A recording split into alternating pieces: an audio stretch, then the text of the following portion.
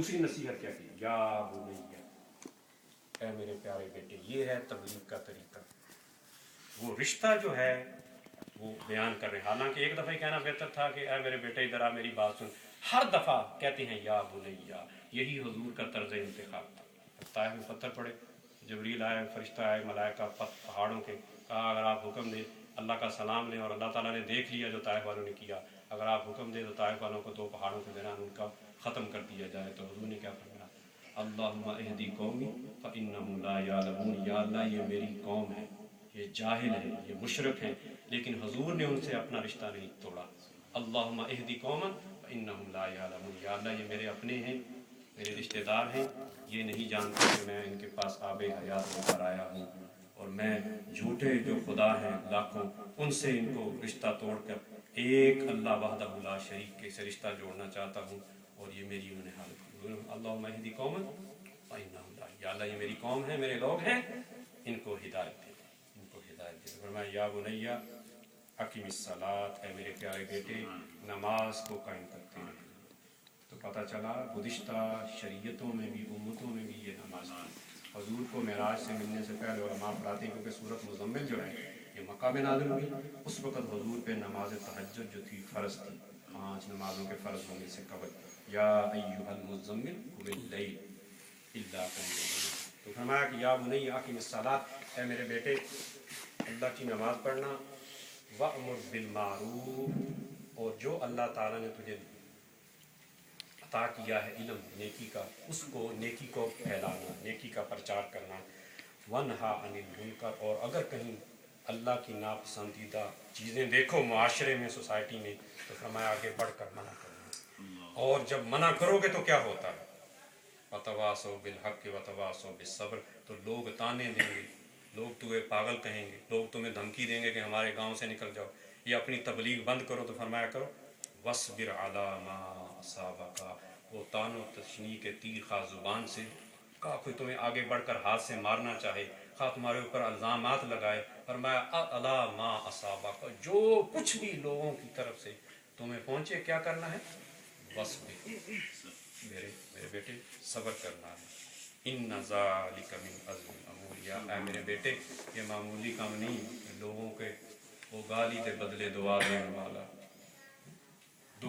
دکھی دلانو ملا دین والا، نئی نرمی دی حد ہے کوئی یارو، اور رب نال رشتے ملا دین والا. تو فرمایا سبحان اللہ کہ جب کہیں میرے بیٹے صبر کرنا ہے.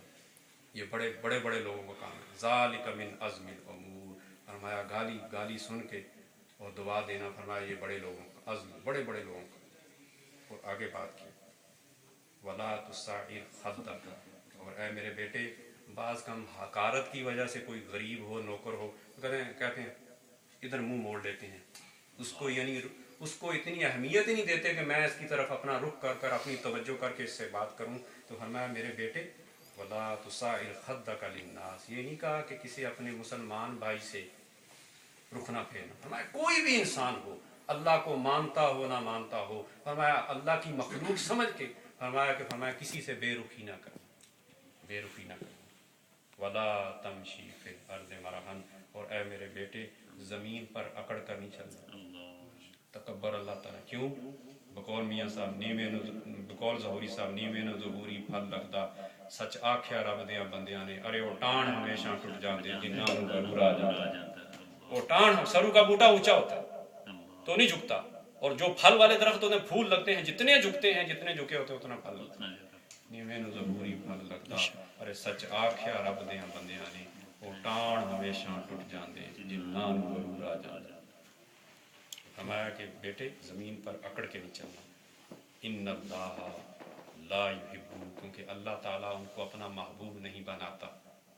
ان کو محبوب کیا ہوتا ہے؟ محبوبوں کو قریب رکھا جاتا ہے. یہ جو نظام الدین محبوب علالی، حضرت داتا گنج و علی حجویری، یہ سارے اللہ کے محبوب ہیں.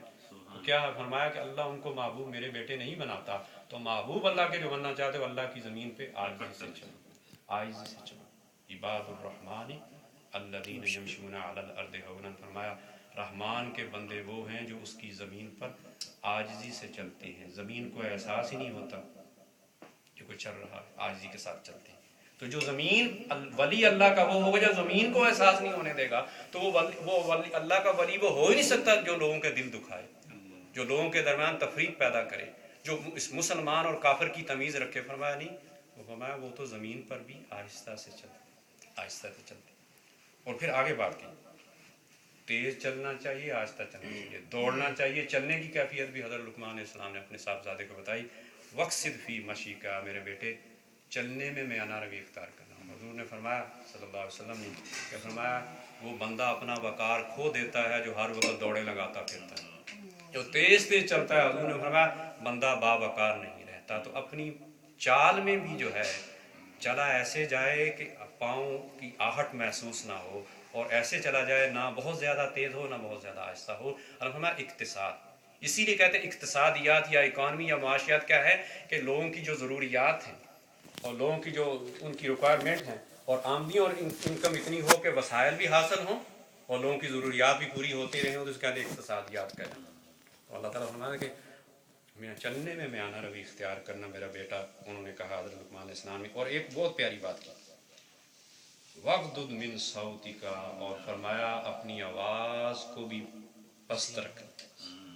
اور اس کی ریزن بیان کر دی آخر پہ، فرمایا نہ بہت اونچا بولو گلا پھاڑ کے، اور نہ بالکل آہستہ۔ فرمایا وَغْضُضْ مِنْ صَوْتِكَ، اے میرے بیٹے اپنی آواز کو بھی پست رکھنا، آہستہ رکھنا۔ کیوں؟ ان انکر الاصوات لصوت الحمیر، سب سے بری آواز گدھے کی ہوتی۔ تو گدھا کیا کرتا ہے؟ سب سے اونچی آواز، اونچا بولتا ہے، اور انسانوں کو جو ہے وہ کراہت ہوتی، ناپسندیدگی کا اظہار ہوتا ہے۔ تو فرمایا کہ اے میرے بیٹے یہ وہ چیزیں ہیں جو پلے باندھ۔ دانائی کیا تھی؟ جیسے بعض ایک روایت میں آتا ہے کہ حضرت داؤد علیہ السلام کے یہ تھے غلام، تو بڑھئی تھے۔ تو یہ بھی سنیں مسئلہ کہ بعض کہتے ہیں یہ پیشے جو ہیں موچی جو ہے وہ کمی نہ ہوتا ہے، یہ ہوتا ہے، یہ بڑھئی تھے حضرت۔ اور حضرت داؤد علیہ السلام لوہے کا کام کرتے تھے، زریں بناتے تھے اور بیچتے تھے 3,000 کی۔ اس میں جو تھا 2,000 اللہ کے راستے میں دیتے تھے، اور 1,000 جو تھا وہ اپنے بیوی بچوں پہ خرچ کرتے تھے۔ حضرت داؤد علیہ السلام زریں بناتے میدان جنگ میں جو کام آتی تھی، تو یہ ان کی مدد کرتے تھے۔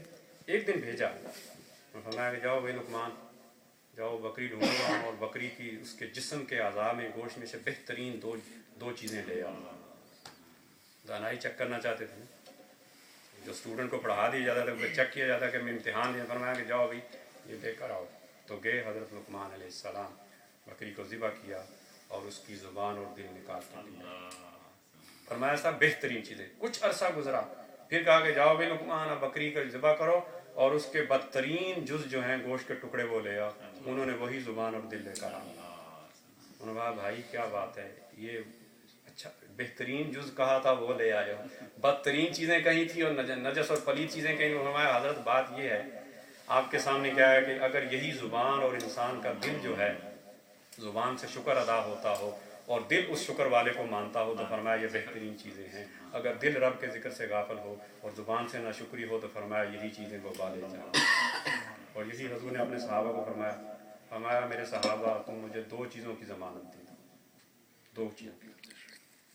فرمایا ایک اپنی زبان کی مجھے کوئی جو ضمانت دے دے کہ میں اس کو سنبھال کے رکھوں گا، اس کو کنٹرول میں رکھوں گا، اور دوسری اپنی شرمگاہ کی دے، میں محمد بن عبداللہ اس کو جنت کی خوشخبری دیتا ہوں۔